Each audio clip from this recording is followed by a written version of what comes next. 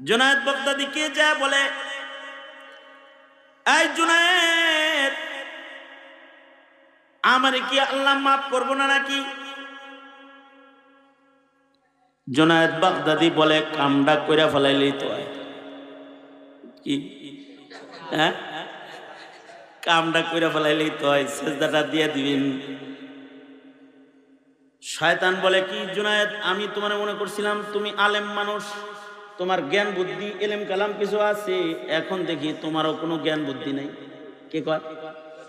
কে কইতেছে এই কথাটা? কারা কইতেছে? জুনায়েদ বাগদাদি রে বলতেছি, আমি জানতাম তুমি একটা আলেম মানুষ, বড় মুহাদ্দিস, মুফতি সাহেব, বুজুর্গ মানুষ, এখন দেখি তুমি আস্ত একটা জাহেল, তুমি একটা মূর্খ। কেন মানে মূর্খ পাও? তুমি গায়রুল্লাহরে সেজদা